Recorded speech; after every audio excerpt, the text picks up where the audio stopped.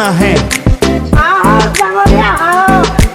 1 তাৰিখে পুৱাই গাঁওখনৰ এঘৰৰ পিছফালে ৰাইজে দেখিলে দুটা বগা ঘোঁৰাই খেৰ খাই আছে। ৰাইজৰ হাহাকাৰ, ভগৱান আহি জালুকবাৰী পালেহি।